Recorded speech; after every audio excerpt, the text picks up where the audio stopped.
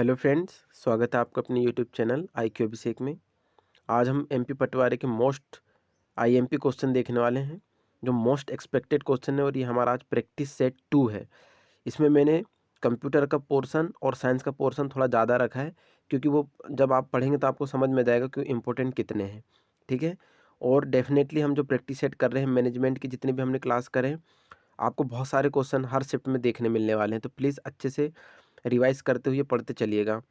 अगर आप इस यूट्यूब चैनल पर नए हैं तो प्लीज़ सब्सक्राइब कर लीजिए, लाइक कर लीजिए एंड शेयर भी कर दीजिएगा, ताकि आपके क्लासमेट वगैरह या कंपटीशन की तैयारी करने वालों को भी हेल्प हो सके, ठीक है। इसमें हमने 5 विषय रखे हैं इस प्रैक्टिस सेट में, थंबनेल में आपने देख लिया होगा। हम उनको डिस्कस करने वाले हैं और ये मोस्ट एक्सपेक्टेड क्वेश्चन होने वाले हैं, ठीक है। पहले शुरुआत करते हैं MPGK से। पहले क्वेश्चन है, भारत भवन के वास्तुकार कौन है? तो ये है चार्ल्स कोरिया। भीलों का निवास स्थल क्या कहलाता है? फाल्या। बहुत बार रिपीट हो चुका है और इम्पोर्टेंट भी है ये। नागा जी का मेला किस जिले में लगता है? मुरैना जिले में लगता है। अच्छा, एक चीज़ और, स्ट्रेटेजी वाली क्लास भी तैयार है, मैं उसको अभी कल या आज रात में भी उसको अपलोड कर दूंगा। बहुत इंपॉर्टेंट क्लास है वो। स्ट्रेटेजी में मैंने ये बताया है कि हमको किस सब्जेक्ट में कौन सा टॉपिक पढ़ना है और किस टॉपिक में ज़्यादा ध्यान देना है, किस टॉपिक को अवॉइड करना है, क्योंकि हम कभी कभी ऐसा करते हैं कि हम पैटर्न जो है उस आधार पे नहीं पढ़ते हैं, जो नहीं है उसको भी हम पढ़ डालते हैं, और होता क्या है कि हम टाइम वेस्ट करते हैं, है ना। तो हम मैं पूरी स्ट्रेटेजी आपको बताऊंगा, वो वीडियो आज रात को या मैं कल अपलोड कर दूंगा। बहुत इंपॉर्टेंट वाला होने वाला है, जिसमें हम 170 प्लस क्वेश्चन की स्ट्रेटेजी देखने वाले हैं, ठीक है। अगला क्वेश्चन है, नागा जी का मेला किस जिले में लगता है? मुरैना जिले में लगता है। होशंगाबाद शहर के संस्थापक कौन थे? होशंग शाह। हीरा भूमिया का मेला कहाँ लगता है? ग्वालियर में। बहुत इंपॉर्टेंट है, ठीक है। राज्य जनजाति संग्रहालय कहाँ स्थित है? तो ये भोपाल में स्थित है। मध्य प्रदेश का राज्य पशु? तो जलमग्न हिरण। मध्य प्रदेश में राष्ट्रीय खाद्य सुरक्षा कानून कब प्रभावी हुआ था? तो 1 मार्च 2014 को प्रभावी हुआ था। नेक्स्ट है, निम्न में से किस अभ्यारण्य में कई रॉक आश्रय हैं? तो नरसिंहगढ़ में। बाज बहादुर का महल कहाँ स्थित है? मांडू में, और ये मांडू कहाँ पे है? धार में, ठीक है। व्हाइट टाइगर क्षेत्र का दूसरा नाम बांधवगढ़, ठीक है, बहुत इंपॉर्टेंट है। होशंग शाह का मकबरा कहाँ स्थित है? असीरगढ़ में। पंडित कुमार गंधर्व समारोह कहाँ आयोजित किया गया जाता है? तो ये देवास में आयोजित किया जाता है। राता पानी बांध कहाँ स्थित है? मोस्ट इंपॉर्टेंट है, ये रायसेन जिले में है, ठीक है। अगला है, काली सिंध नदी किस जिले से निकलती है? इंदौर। बहुत इंपॉर्टेंट है। आप नोटिस करेंगे कि मैंने जीके में हर टॉपिक से क्वेश्चन उठाया, चाहे वो म्यूजियम से रिलेटेड, संग्रहालय से रिलेटेड हो, बांध से रिलेटेड हो, नदी से रिलेटेड हो, महल से, जनजाति से, हमने सारे इंपॉर्टेंट एक एक टॉपिक करके उठाए, ठीक है। रजवाड़ा महल कहाँ स्थित है? तो ये इंदौर में स्थित है, ठीक है। अगला देखते हैं, धान अनुसंधान केंद्र मध्य प्रदेश राज्य में कहाँ स्थापित किया गया है? तो ये बड़वानी में स्थापित किया गया है। खनिज के उत्पादन में मध्य प्रदेश का देश में स्थान कौन सा है? तो इसका 7वां स्थान है, ठीक है। अगला देखते हैं, मध्य प्रदेश के किस जिले में सर्वाधिक गेहूं का उत्पादन होता है? तो ये होशंगाबाद में होता है। मध्य प्रदेश में कहाँ पर न्यूनतम तापमान रहता है? पंचमढ़ी में, क्योंकि पंचमढ़ी एक नमी वाला क्षेत्र है ना, पानी वाला क्षेत्र है बहुत। मध्य प्रदेश में पगलिया किस अंचल की लोक चित्रकला है? बहुत इंपॉर्टेंट है ये, मालवा। मध्य प्रदेश की सबसे कम सीमा रेखा किस राज्य से लगती है? गुजरात राज्य से लगती है। अगला है, मध्य प्रदेश के किस शहर में देश की एकमात्र अफीम फैक्ट्री कहाँ पे? तो ये नीमच में है। बहुत इंपॉर्टेंट है ये भी। मध्य प्रदेश में सर्वाधिक तालाबों से सिंचाई वाला जिला कौन सा है? तो वो है बालाघाट, ठीक है। अगला है, गुजरात के सरदार सरोवर बांध में मध्य प्रदेश की कितने प्रतिशत साझेदारी है? तो ये 57% की साझेदारी, 57%, ठीक है। निम्न में से किस जनजाति का संबंध कत्था उद्योग से है? बहुत इंपॉर्टेंट है ये और बहुत बार रिपीट हुआ है, खेरवार। चंदेरी क्यों प्रसिद्ध है? तो सभी को मालूम होगा, साड़ियों के लिए ये प्रसिद्ध है, ठीक है। अगला देखते हैं, मध्य प्रदेश में रतलाम, नीमच किस प्रकार की वर्षा वाले क्षेत्र हैं? तो निम्न वर्षा वाले क्षेत्र हैं, ठीक है। अगला है, मध्य प्रदेश राज्य में प्रति व्यक्ति औसत कृषि भूमि कितनी है? तो 0.25 हेक्टेयर। बेगा नामक पुस्तक के लेखक, मोस्ट इंपॉर्टेंट है ये, DN मजूमदार, ठीक है। बेगा नामक जो पुस्तक को लिखे हैं उसके लेखक है DN मजूमदार। मध्य प्रदेश के किस क्षेत्र में चंद्रशेखर आजाद कुछ समय तक भूमिगत रहे थे? तो ये ओरछा। बहुत इंपॉर्टेंट क्वेश्चन है, ओरछा। अच्छा, एक चीज यहाँ पे मैंने एक इंक्लूड नहीं कर रहा हूँ, ये क्वेश्चन भी आप लोग याद रखेंगे। MP की जो जलवायु हो सबसे ज्यादा उष्ण कटिबंधीय पाई जाती है, ठीक है। उष्ण कटिबंधी, ठीक है, बहुत इंपॉर्टेंट और ये बहुत बार रिपीट हो चुका है। तो एमपी की जलवायु उष्ण कटिबंधी होती है, ठीक है। अब हमारे यहाँ से क्वेश्चन कंप्यूटर के स्टार्ट हो रहे हैं, देखते हैं। टेक्स्ट को बोल्ड करने के लिए निम्नलिखित में से कौन सी की प्रयोग होती है? तो सभी को पता होगा Ctrl+B प्रयोग होती है, ठीक है। अगला है MS एक्सेल ESA वर्कबुक बहुत से किसका समूह होता है, ये बताना है। MS एक्सेल ESA में तो ये किसका समूह होता है? वर्कबुक का समूह होता है, ठीक है। नेक्स्ट क्वेश्चन देखते हैं। HTML भाषा के प्रोग्रामों के चेंजेस को अपडेट करने के लिए किसका प्रयोग किया जाता है? तो फेफ्रेज का यूज़ किया जाता है। HTML का मैंने फुल फॉर्म आपको बता चुका हूँ, हाइपर टेक्स्ट मार्कअप लैंग्वेज, बहुत इंपॉर्टेंट है, ठीक है। अगला देखते हैं। कौन सी डिवाइस में डाटा को स्टोर करने के बाद उसमें परिवर्तन नहीं कर सकते, वह हटा नहीं सकते? तो वो क्या है? रोम, ठीक है। रीड ओनली मेमोरी, बहुत इंपॉर्टेंट क्वेश्चन है ये, ठीक है, याद रखेंगे। अगला है मेमोरी डाटा रजिस्टर्ड को होल्ड करता है, तो किस में करता है? उपयुक्त सभी में। Segment number, address of a memory location, number of transistor यानी ट्रांजिस्टर की संख्याओं पे, इन सभी में ये होल्ड करके रखता है। बहुत इंपॉर्टेंट क्वेश्चन है ये भी। नेक्स्ट है KIPS का प्रयोग किसकी गति के नापने से संबंधित है? तो ये प्रोसेसर की गति से नापने से रिलेटेड है। रोम में स्टोर प्रोग्राम को क्या कहते हैं? तो उसे फर्मवेयर कहते हैं, ठीक है। नेक्स्ट है डाटा को सूचना में प्रोसेस करने के लिए क्या आवश्यक होता है? तो CPU, और CPU का फुल फॉर्म होता है सेंट्रल प्रोसेस यूनिट, ठीक है, इंपॉर्टेंट है। अगला है VDU का पूरा नाम बताना है, तो क्या होता है? विजुअल डिस्प्ले यूनिट, ठीक है।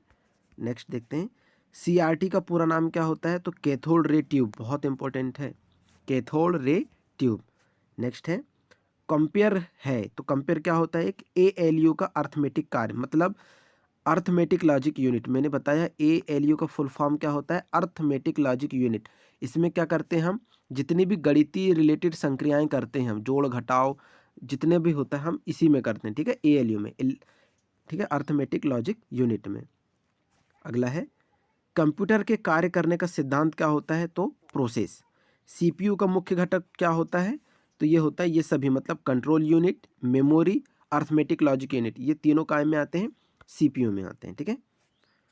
अगला है कंप्यूटर में जाने वाला डाटा को हम क्या कहेंगे? इनपुट, ठीक है, जा रहा है इनपुट और बाहर आएगा तो आउटपुट। प्रोसेस्ड डाटा को क्या कहते हैं? तो उसे आउटपुट कहते हैं, ठीक है, इंपॉर्टेंट क्वेश्चन है।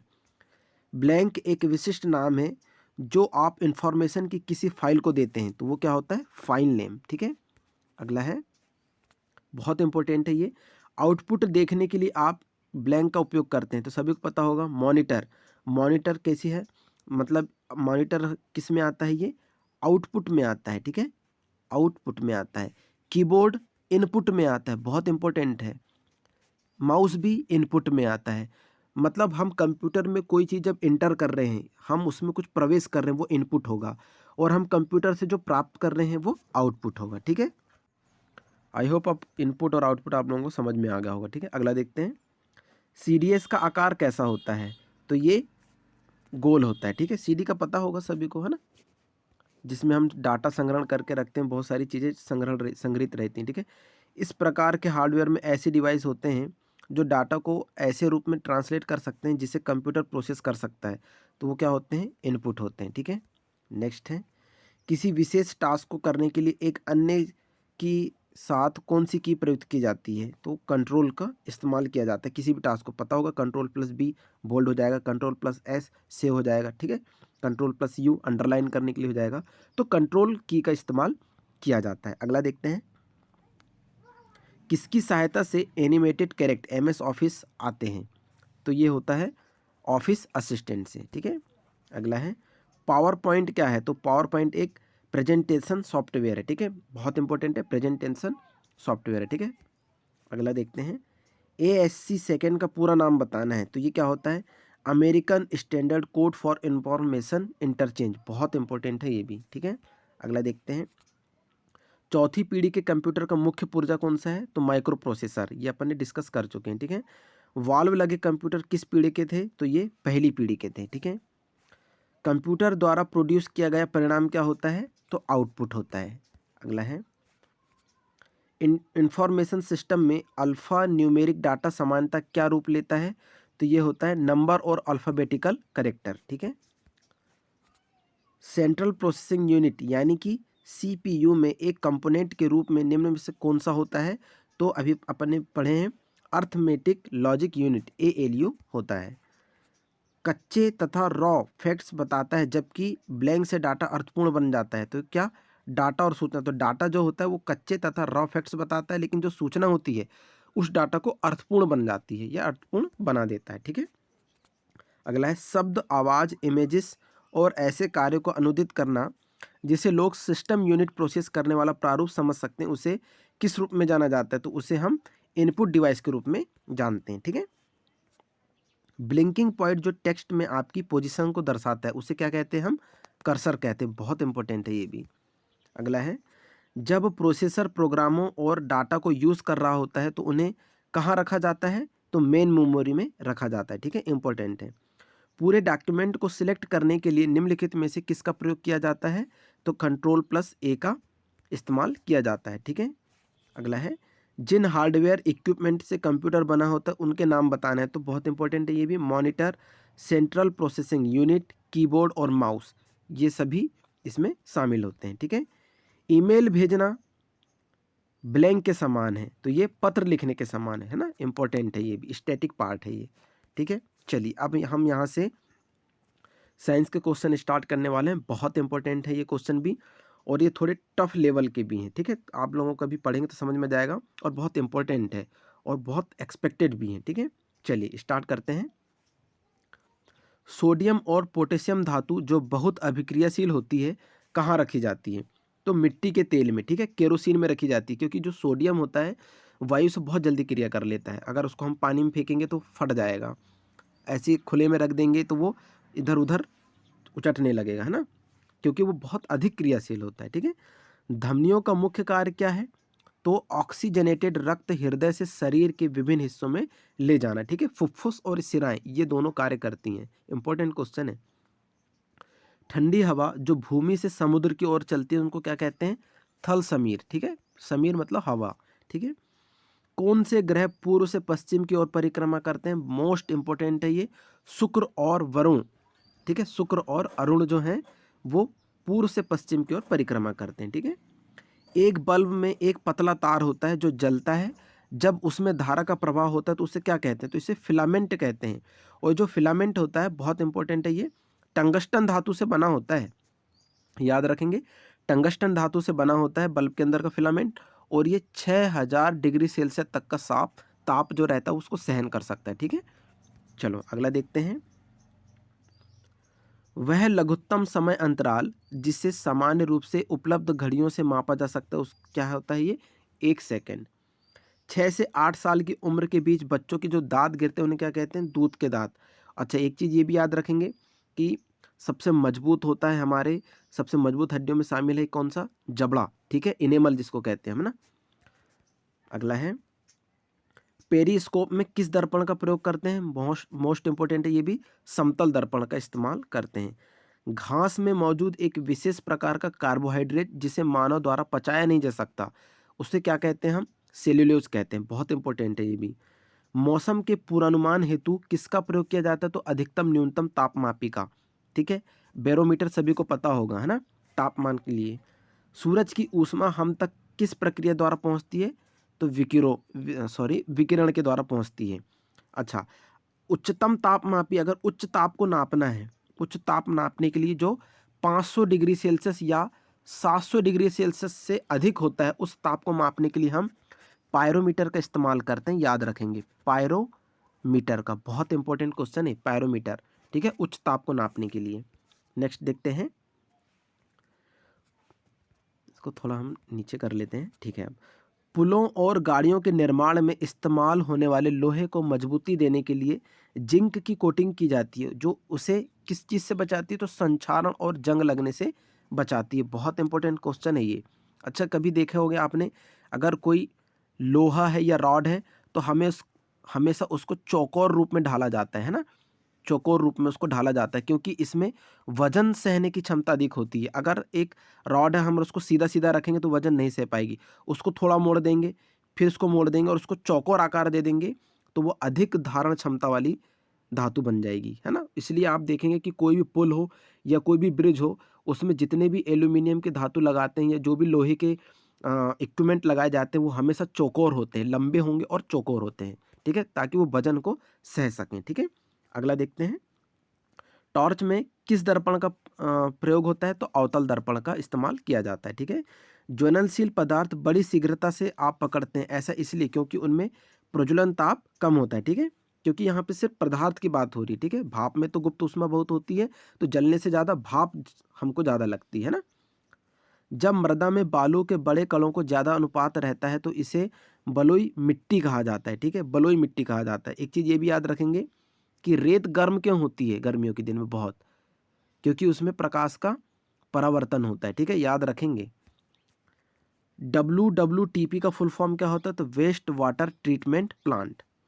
विद्युत प्रतिरोध किस में मापा जाता है, तो ओम में, और ओम का साइन आपको पता होगा, ऐसा बनता है, कभी कभी इसका सिंबल भी पूछ लेता है। विशिष्ट सूक्ष्म जीवों का उपयोग करके बनाई गई दवा जिससे अलग अलग रोगों का उपचार किया जाता है उसे क्या कहते हैं, हम एंटीबायोटिक्स कहते हैं, ठीक है, बहुत इंपॉर्टेंट है ये भी। नेक्स्ट देखते हैं, भूजल का पुनर्भरण किस प्रक्रिया द्वारा होता है, तो यह होता है अंतस्यंदन, ठीक है, इनफिल्ट्रेशन, बहुत इंपॉर्टेंट है और ये बहुत बार रिपीट भी हो चुका है व्यापम में। लाइकेन इनके बीच का सहजीवी संबंध होता है, तो शैवाल और कवक का। अच्छा, लाइकेन जो होता है प्रदूषक का सूचक होता है, बहुत इंपॉर्टेंट है, ये याद रखेंगे, ठीक है। किस प्रक्रिया द्वारा लोहे की रॉड के गर्म सिरे से ठंडे सिरे पर ऊष्मा का संचरण होता है, तो कंडक्शन या चालन द्वारा, ठीक है।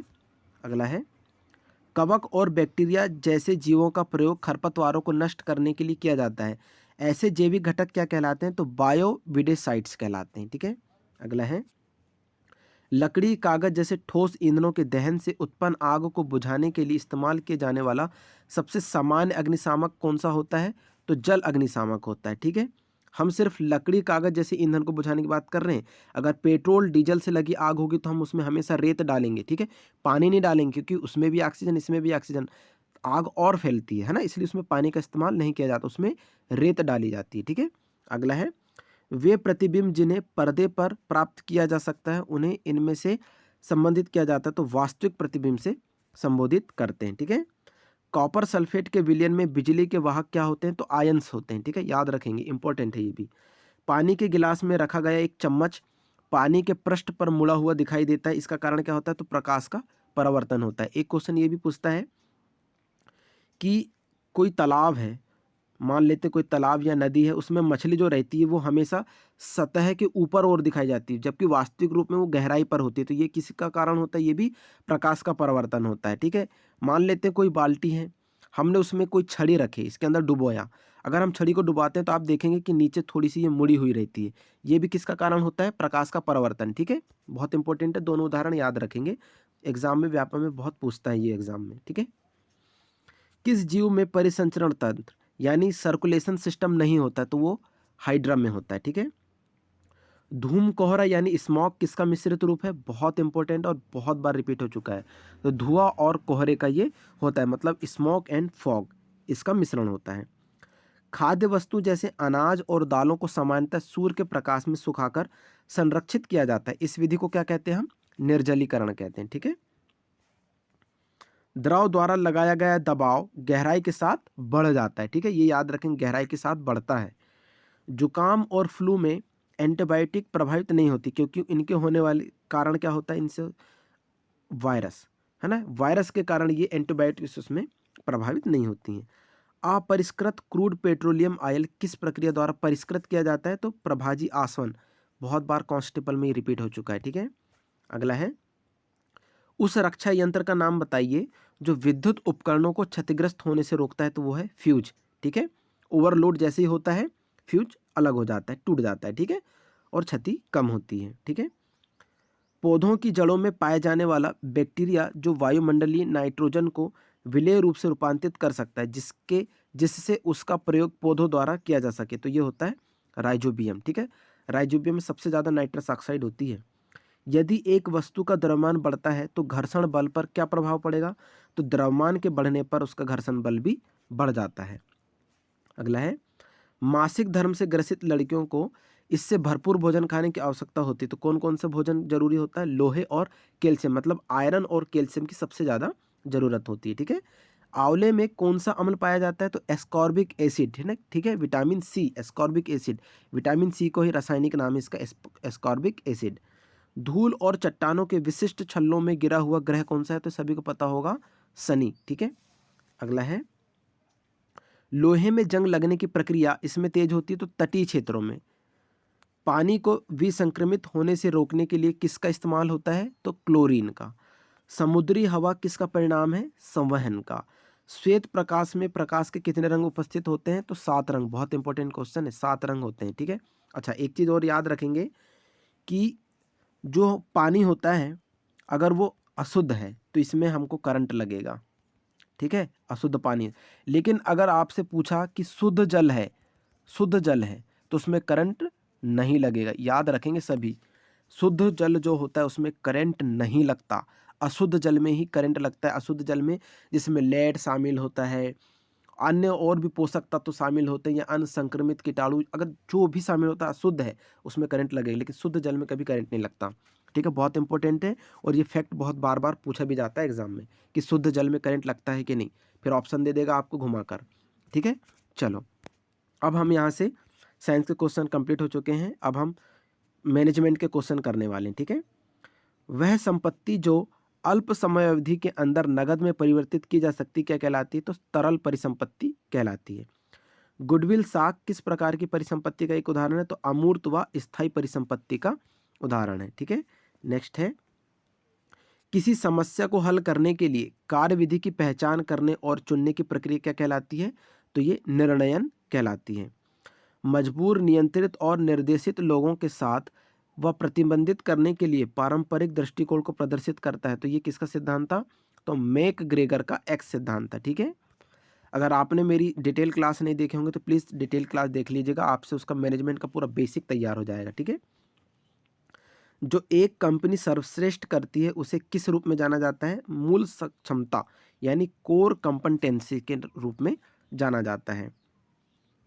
जब एक व्यक्ति को 2 या 2 से अधिक विषम उम्मीदों को पूरा करना होता है तब इसे क्या कहते हैं? तो भूमिका संघर्ष कहते हैं। वह लेखांकन अवधारणा जो बताती है कि व्यापार एक लंबी अवधि के लिए चलेगा क्या कहलाता है? ये तो सुनाम प्रतिष्ठान अवधारणा कहलाता है। ठीक है, गोइंग कनकन कॉन्सेप्ट। ठीक है, अगला है, फॉर्म में भरा गया ग्राहकों की प्रतिक्रिया किस प्रकार की सूचना का एक उदाहरण होता है? तो बाहरी सूचना का एक उदाहरण होता है। भर्ती प्रक्रिया भी एक बाहरी क्रिया होती है। ठीक है, नेक्स्ट है, किस चयन परीक्षा को उचित परीक्षण देने के बाद दिए गए कार्य को करने की क्षमता के मापन के लिए संगठन द्वारा आयोजित किया जाता है? तो रुझान परीक्षण यानी एप्टीट्यूड टेस्ट। वित्तीय लेखांकन मानक बोर्ड को किस नाम से जाना जाता है? तो एफएएसबी के नाम से जाना जाता है। निष्पादन पर निगरानी रखना और मापन करना, निर्धारित लक्ष्यों के साथ इसकी तुलना करना और सुधारात्मक कार्रवाई करने की प्रक्रिया को किस नाम से जाना जाता है? तो नियंत्रण करने के रूप में जाना जाता है। मानव संसाधन प्रबंधन का निम्न में से कौन सा कार्य भविष्य मानव संसाधन आवश्यकताओं को पहचानना और कार्मिक जरूरतों को पूर्वानुमान को सम्मिलित करता है? तो ये नियोजन। ठीक है, डिटेल क्लास में हमने नियोजन पढ़ चुके हैं कि प्लानिंग कैसे बनाई जाती है ना। प्रबलीकरण सिद्धांत किस पर आधारित है? तो अधिगम सिद्धांत और स्किनर के सिद्धांत पर यह आधारित है। अगला है, तुलन पत्र यानी बैलेंस शीट किस लेखांकन समीकरण पर आधारित होता है? तो बहुत इंपॉर्टेंट है ये समीकरण, परिसंपत्तियां इक्वल देनदारियां प्लस पूंजी। ठीक है, अगला है, किस कर्मचारी शेयर योजना में कंपनी कर्मचारी को एक भविष्य की तिथि पर शेयर करने का विकल्प प्रदान करती है? तो कर्मचारी स्टॉक विकल्प अधियोजना। ठीक है, मध्य स्तर के प्रबंधक किसके बारे में चिंतित होते हैं? तो प्रभागीय उद्देश्यों के बारे में ये चिंतित होते हैं। अगला है, जब व्यापार का मालिक अपने निजी प्रयोग के लिए व्यापार से धन निकालता है तो उसे क्या कहते हैं? आहरण कहते हैं। ठीक है, नेक्स्ट क्वेश्चन देखते हैं, कितनी समय अवधि के अंदर होने वाले लेन देन के लिए वित्तीय खाते तैयार किए जाते हैं? 12 माह। संगठन में प्राधिकरण के 3 मुख्य प्रकार कौन से होते हैं? तो लाइन, स्टाफ और प्रक्रियात्मक। ठीक है, अगला है, व्यवसाय की कुल चालू परिसंपत्ति में निवेशित पूंजी को किस रूप में जाना जाता है?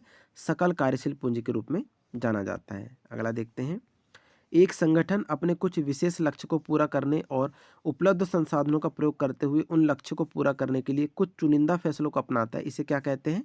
रणनीति कहते हैं। ठीक है। Cash, inventory and prepaid expenses किसके उदाहरण है? तो ये चालू परिसंपत्ति के उदाहरण हैं। अगला, फर्स्ट लाइन प्रबंधक कौन होते हैं? मोस्ट इंपॉर्टेंट है, वे प्रबंधक जो गैर प्रबंधकीय कर्मचारियों के दैनिक परीक्षण के लिए जिम्मेदार हैं। दूसरों के साथ और उनके माध्यम से चीज़ों को प्राप्त करने की कला क्या कहलाती है? तो उसे हम प्रबंधन कहते हैं। अगला है, सकल लाभ का आकलन किस सूत्र द्वारा किया जाता है? तो विक्रय में बेची गई सामग्री की लागत द्वारा किया जाता है। किराया लेखा किस प्रकार का लेखा है? तो आय व्यय लेखा है। ठीक है। किस सूत्र द्वारा ARR accounting rate of return की गणना की जाती है? बहुत इंपॉर्टेंट है। तो ARR equal to net income upon है ये, ठीक है, बटे एवरेज इन्वेस्टमेंट। ठीक है। नेक्स्ट है, प्रतिफल दर में परिवर्तनशीलता किस रूप में जानी जाती है? तो जोखिम के रूप में जानी जाती है।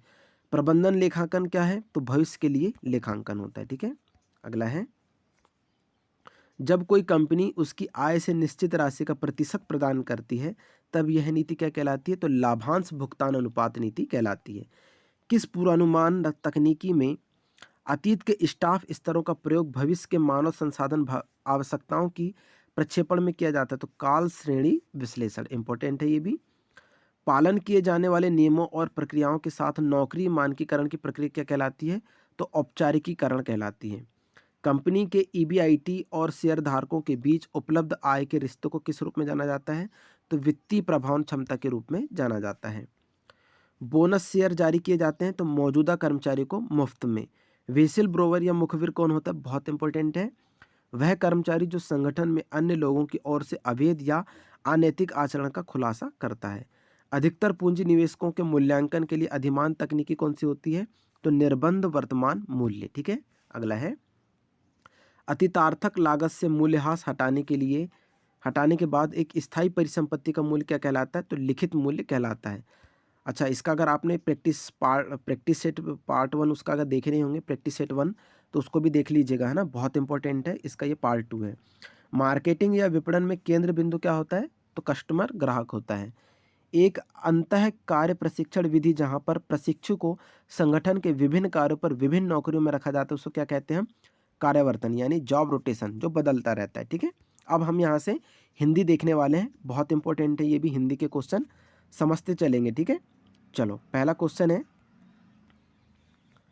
वर्णों के सार्थक से बनने वाले सार्थक इकाई को क्या कहते हैं? तो हम उसे शब्द कहते हैं। ठीक है, जो शब्दों से बने रहते हैं। तत्सम का अर्थ बताना है। तत्सम का अर्थ होता है उसके मूल शब्द। ठीक है, मैं हिंदी की डिटेल क्लास लेकर आने वाला हूँ जिसमें हम संपूर्ण सब्जेक्ट कवर कर लेंगे। सब्जेक्ट कवर मतलब कि उसमें जितने भी टॉपिक हैं, है ना, जैसे शुद्ध वाक्य, विलोम, पर्यायवाची समास, हिंदी साहित्य, है ना, ये सारे टॉपिक हम हिंदी में कंप्लीट करने वाले हैं। मैं कंप्लीट वीडियो लेकर आने वाला हूँ बहुत जल्दी। ठीक है। अगला देखते हैं, ऐसे शब्द जो विदेशी भाषाओं से हिंदी में प्रचलित हो जाते हैं, ठीक है, उन्हें क्या कहते हैं? हम विदेशी कहते हैं। ठीक है। अगला है, अपयश का अर्थ बताना है तो बदनामी होता है। ठीक है, अपयश का अर्थ बदनामी। अगला है, दो पर्याय, दो विपरीतार्थक, दो सार्थक निरर्थक शब्दों के मेल को हम क्या कहते हैं? तो इसे हम शब्द युग्म कहते हैं। ठीक है, क्या कहते हैं? शब्द युग्म कहते हैं। नेक्स्ट क्वेश्चन है, विष्णु का पर्यायवाची निम्न में से कौन सा है? तो चक्रपाणी। ठीक है, इंपॉर्टेंट क्वेश्चन है ये भी। कभी ना मरने वाला, उसे एक शब्द में क्या कहते हैं? तो उसे हम अमर कहते हैं। ठीक है। अगला है, सदैव का संधि विच्छेद निम्न में से कौन सा है? तो सदा, धन, एव। बहुत इंपॉर्टेंट है ये भी। ठीक है, ये सब हम डिस्कस करने वाले हैं। ठीक है, मैं पूरी कंप्लीट वीडियो बनाऊंगा हिंदी की जिसमें सारे टॉपिक हम कवर कर लेंगे एक ही बार में। ठीक है। अगला है, स्वरूप का विलोम शब्द बताना है तो स्वरूप का होता है कुरूप, इसका विलोम शब्द। अगला है, दो उपसर्ग से बना शब्द, तो उपसर्ग मतलब जो शब्द के फर्स्ट में लगता है उसको कहते हैं। तो दू से जो बना है वो हमारा क्या है? दुकाल। ठीक है, दुकाल। अगला है, शिव पार्वती शब्द में कौन सा समास है? तो द्वंद्व समास। ये भी बताऊंगा समास में द्वंद्व क्या होता है, द्विगु क्या होता है, अव्ययी भाव समास, कर्मधारय समास, सारे हम कंप्लीट पढ़ने वाले हैं। ठीक है, तो शिव पार्वती में द्वंद्व समास है। अगला है, पगड़ी रखना मुहावरे का अर्थ क्या होता है? इज्जत बचाना। ठीक है, इज्जत बचाना।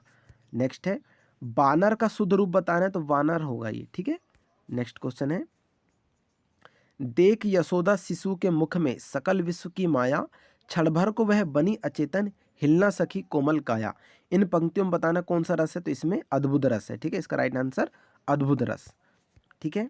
अगर आपने मेरी अलंकार छंद और रस वाली वीडियो नहीं देखे होंगे तो प्लीज़ उसे भी देख लीजिएगा, उसमें हमने कंप्लीट छंद और रस अलंकार पढ़ लिए, ठीक है। बहुत इंपॉर्टेंट है वो वीडियो भी।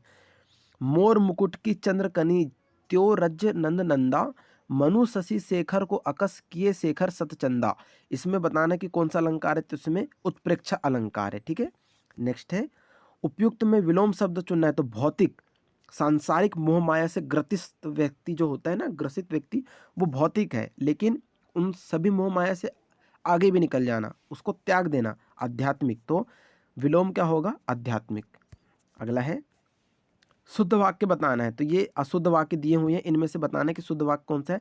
तो कश्मीर में कई दर्शनीय स्थल हैं, ये इसका शुद्ध वाक्य है। देखो, स्थला गलत लिखा हुआ है, फिर दर्शनीय गलत लिखा हुआ है, स्थल वाला देखेंगे, फिर स्थल में कई दर्शनीय स्थल देखने योग्य हैं, ये गलत है। तो ऐसे ये गलत को छांटना, इसमें सही सेंटेंस कौन सा, तो कश्मीर में कई दर्शनीय स्थल हैं, ठीक है। अगला है, तत्पुरुष समास का उदाहरण बताना है, तो इसमें से सभी में तत्पुरुष का उदाहरण बताना तो ये है नगरवासी, तत्पुरुष समास। अगला है, भिन्नार्थक समुच्चारित शब्दों की सही जोड़ी नहीं है, तो स्त्री और पुरुष ये नहीं है, ठीक है। भिन्नात्मक वाला बोल रहा है, जैसे दीन दीन, उत्तर उत्तर, शांत श्रांत, स्त्री पुरुष, तो ये भिन्न नहीं है। अगला है, त्रिलोक निम्न में से किस समास का उदाहरण है, तो त्रिलोक एक द्विगु समास है। द्विगु समास में बताऊंगा, जैसे इसमें संख्या का भाव उत्पन्न हो रहा है, त्रि मतलब संस्कृत में त्रि मतलब हिंदी में तीन, तो जहाँ पे भी संख्या का बोध होता है उसको हम द्विगु समास कहते हैं, ठीक है। मैं हिंदी की डिटेल क्लास लाऊंगा तो उसमें आपको बहुत मज़ा आने वाला है और हम बहुत अच्छे से उसको डिटेल में टॉपिक वाइज पढ़ेंगे भी, ठीक है। तो ये रहे आज के हमारा प्रैक्टिस सेट 2 के बहुत ही अति संभावित question, expected question. I hope आप लोगों को ये वीडियो बहुत पसंद आया होगा। और एक चीज़ और, हाँ, मैं हमेशा इस हर वीडियो में बोलता हूँ, अभी फिर कह रहा हूँ, उनको भी कृपया प्लीज़ शेयर करिएगा जिनके पास सोर्स की बहुत कमी है पढ़ाई को लेकर, उनको भी प्लीज़ शेयर कर दीजिएगा। अगर ये वीडियो आपको पसंद आया हो तो please subscribe, like and share ज़रूर करिएगा। मिलते हैं नेक्स्ट वीडियो में। आपने ये वीडियो यहाँ तक देखा उसके लिए बहुत बहुत धन्यवाद। मिलते हैं नेक्स्ट वीडियो में। Thank you so much.